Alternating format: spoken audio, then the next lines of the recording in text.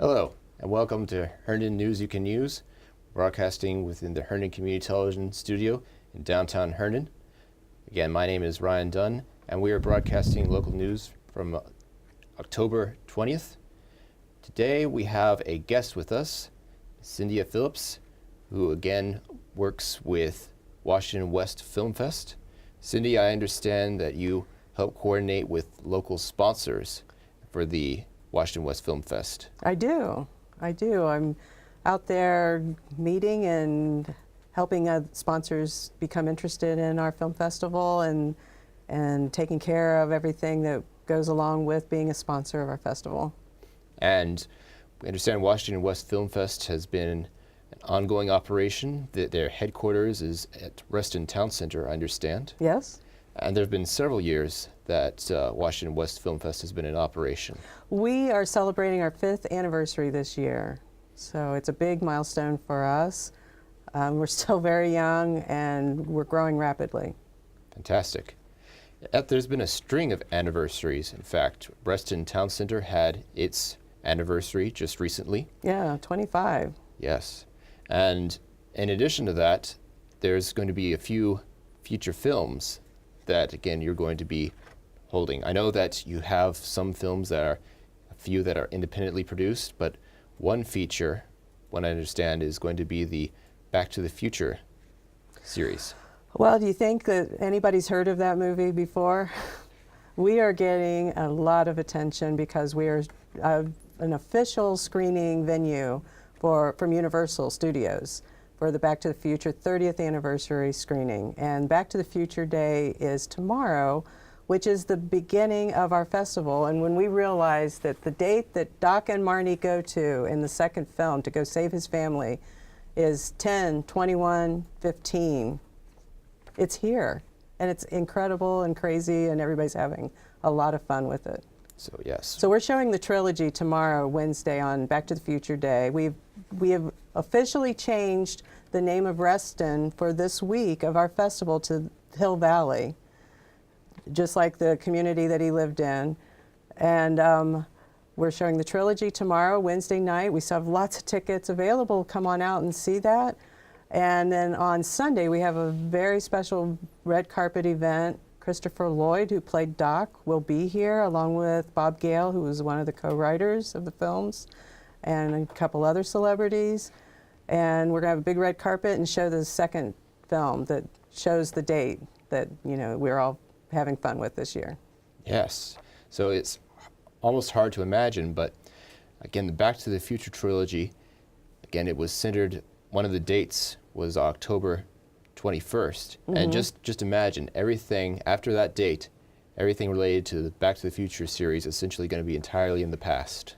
So past and present, maybe future, they intertwine on that date for Back to the Future enthusiasts. It's definitely crossing the beams there. Exactly. Yes.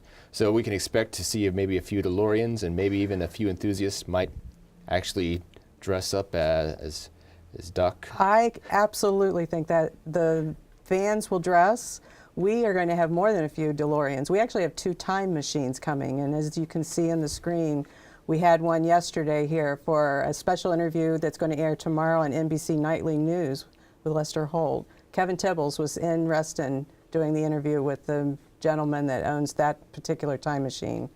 And they're doing a big spotlight because it is a frenzy right now. Just everyone's having so much fun with it.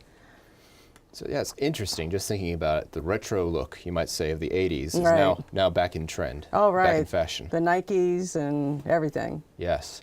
And as they say, again, with online, I was just browsing about Back to the Future fashion. They say there's a patent already out for shoes that lace themselves, and I hear that they're constantly trying to improve on the hoverboard. Mm-hmm. So who knows, maybe in a few years' time, we might actually see some people who are just going on a, I don't know, you can't say it, it's like going on a stroll, but not using a hoverboard just for transportation. Right. So that might be feasible. Right. I mean, there has been a lot of discussion about the disappointing things that we don't have that they predicted we would have by now. And one of the main taglines is, where we're going, you don't need roads. Unfortunately, most of us still need our roads. But the one main thing I can say is if you're in the DC area, You can jump, or even Tyson's Corner, jump on the silver line to the silver screen, and you don't need a road that way. Just zip on over in Metro, and it gets you to Reston, and there's a shuttle that takes you over to where our theater is, the Bowtie Cinema in Reston Town Center. Very good. Yes. And again, in addition to the anniversary with the Get Back to the Future trilogy, we have another anniversary that's coming up. Again, Reston Town Center is not going to be the only place that's going to be showing some of these films. We also have in Wolf Trap at Vienna. Mm-hmm. We're screening in Wolf Trap the Barns for the first time this year, and we're very excited to be able to have them as a partner. We're doing the 50th anniversary of Sound of Music, which is just incredible.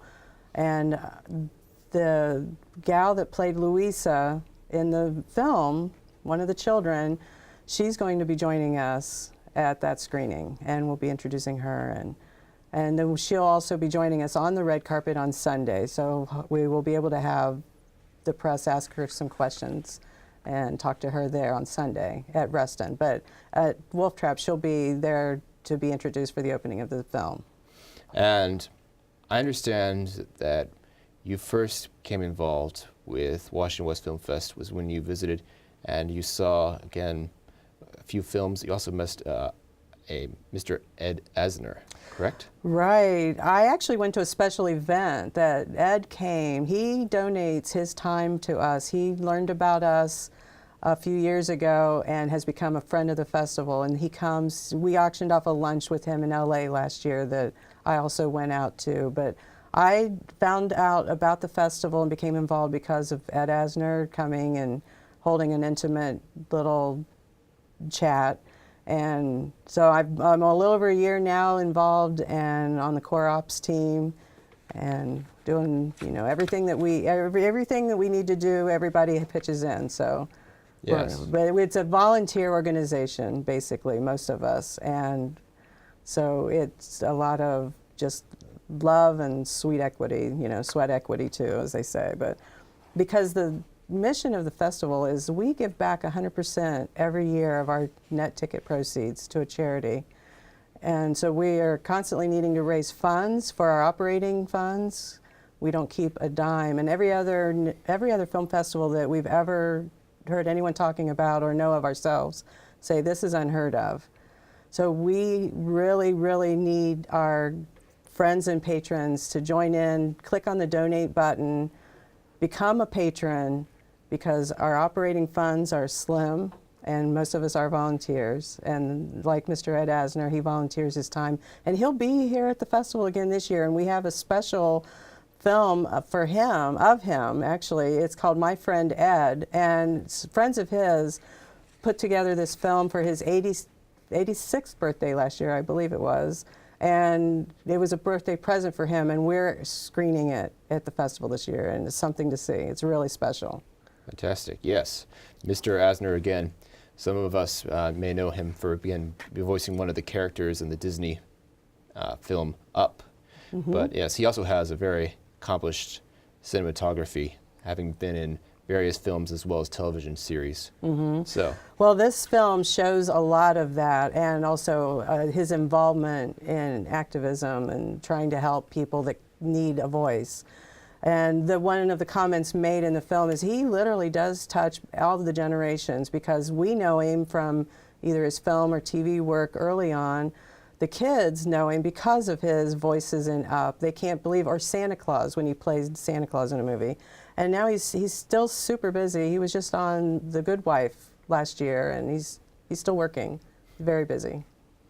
Now, it's great that, again, he's able to be involved in a program such as Washington West Film Fest. I mean, there are so many local filmmakers, even within the Washington, D.C. area, and whether it be Reston or Herndon, again, people who really appreciate this craft. Mm-hmm. And it's fantastic. It's a wonderful way to meet other people who work in the same industry and field.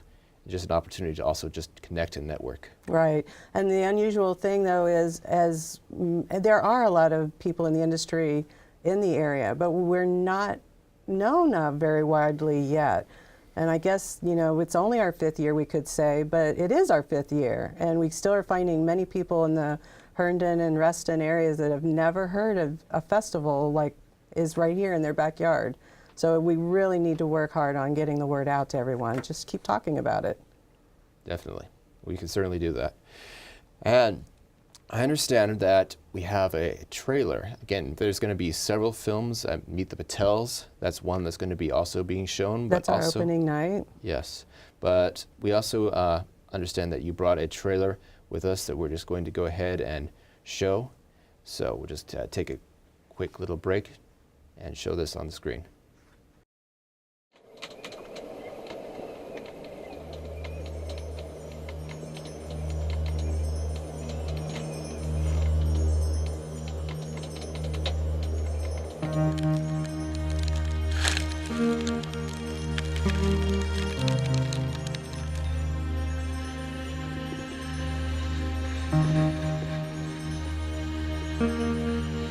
I don't think I ever made a conscious decision to want to be an adventurer. It just was something that I have been doing for a long time. I guess I grew up doing a lot of that kind of stuff, although those adventures were not quite as healthy.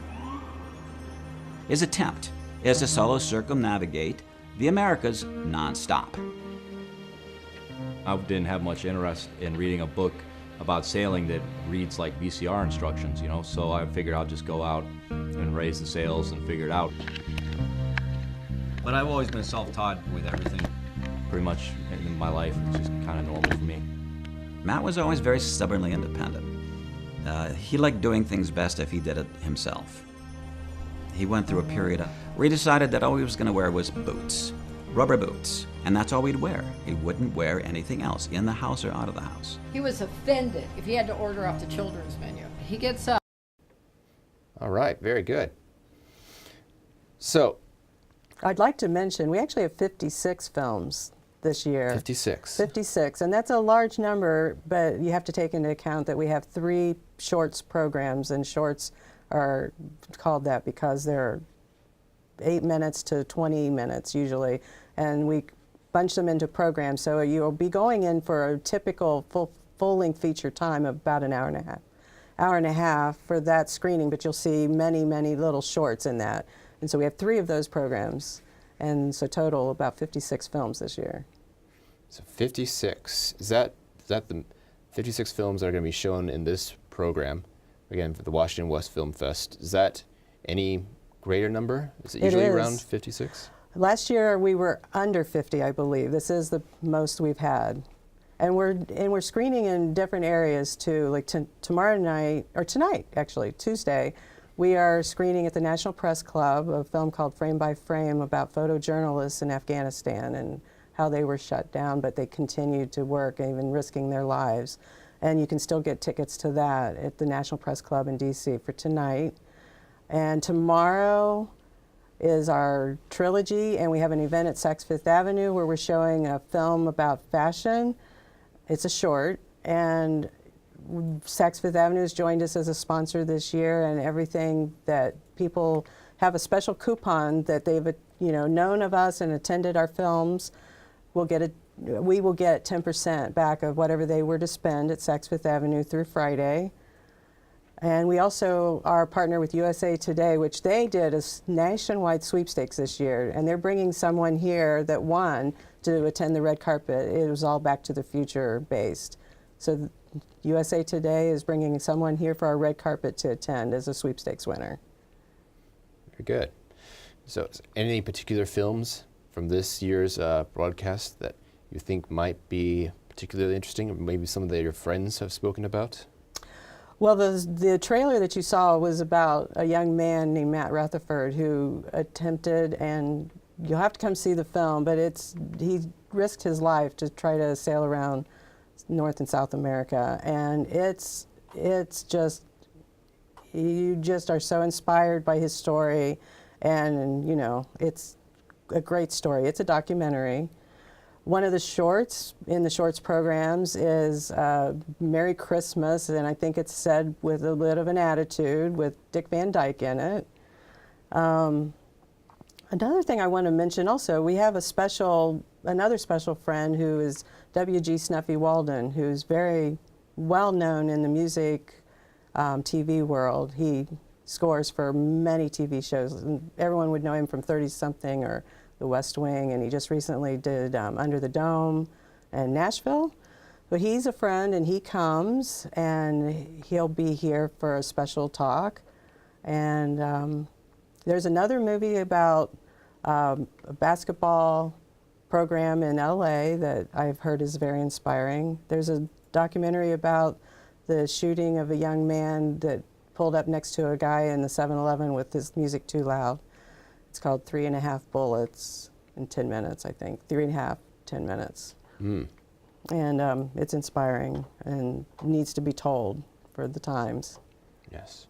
So again, a great variety of films, all occurring this week over at the Washington West Film Fest, which is going to be at a variety of locations within the Fairfax County area. I want to thank you so much, Cindy, again, for taking the time to go ahead and join us with this presentation.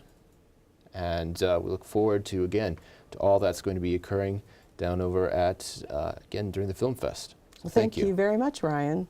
Please visit our website, www.filmfest.com, to find our schedule of all the films we're going to be showing. You can watch trailers there, you can buy tickets, and you can donate also to help us with our operating funds.